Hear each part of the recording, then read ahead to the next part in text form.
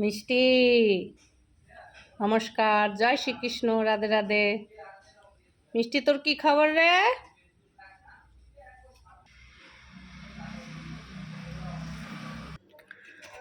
একটা জিনিস করব, মাছ করব। দেখুন, আদা আছে, তিন কোয়া রসুন আছে, কাঁচা লঙ্কা আছে, নারকেল আছে, এগুলো মিক্সিতে বাটবো। ঠিক আছে, এটা বেটে নিয়েছি। দেখছেন, এই যে পোস্ত আমি গুঁড়া করে রাখছি, এখন আমার কাজে লাগছে। পোস্ত বাটলাম না নারকেলটার সাথে, তার একটু দেখিয়ে দিচ্ছি। এটার সাথে দিয়ে দিলাম, এই যে এটা দেবো মাছে, কাঁচা লঙ্কা, ধনে পাতা, নুন, লঙ্কা। মাছটা কাঁচাই দিচ্ছি, হলুদ দিচ্ছি, নুন দিচ্ছি, চিনিটা কয়েকটা দানা চিনি দিচ্ছি, নারকেল পোস্তটা দিয়ে দিলাম,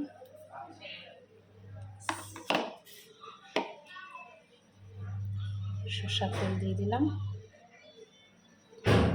কড়াইতে তেল দিয়ে দিছি। আর যে মেথিটা একটু হালকা ফোড়ন দেবো, একটা কাঁচা লঙ্কা দিয়ে দিলাম,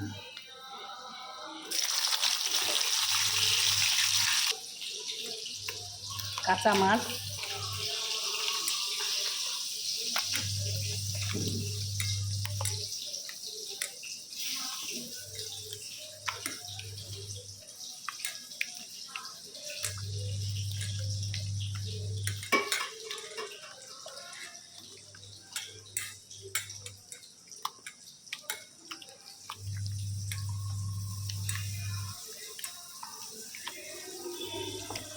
মাখাটা হয়ে গেলে কাঁচা লঙ্কা এটা দিয়ে দিচ্ছি, মাছটা ছেড়ে দেবো।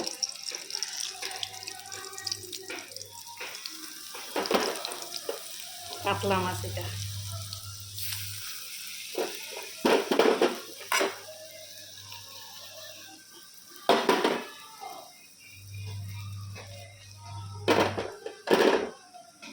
একটু দই হলে ভালো, তো দইটা নেই।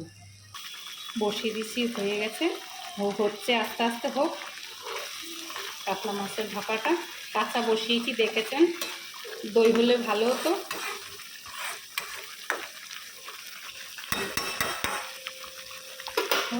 নামাবার আগে একটু দেবো, ধনে পাতা দেবো, আর একটু কাঁচা সরষের তেল দেবো। ঠিক আছে, দেখো, আস্তে আস্তে হোক, কম আঁচে হসবে, ভিতরে মশলাগুলো ঢুকবে। মাছটা হচ্ছে সুন্দর করে, ভাপাটা হচ্ছে, কাতলা মাছের ভাপা। সুন্দর একটা সেন্ট বেরোয়েছে, কি দারুণ সেন্ট বেরোয়েছে। নারকেলটা দিয়েছি না বিশেষ করে, ওই জন্য সেন্ট বেরোয়েছে দারুণ। ইলিশ মাছ গন্ধ বেরোচ্ছে।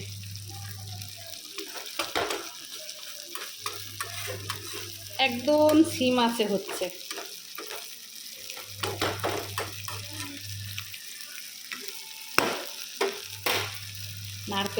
নারকেল সর্ষের ভাপা, কাতলা মাছের ভাপা।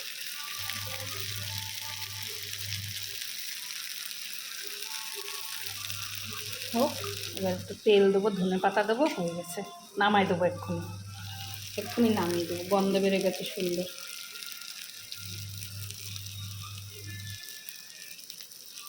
নামিয়ে দিচ্ছি, একটু সরষের তেল দিয়ে দিই হালকা, বেশি দেবো না, দেখো অনেকটা তেল হয়ে গেছে। ধনে পাতা দিয়ে দিই,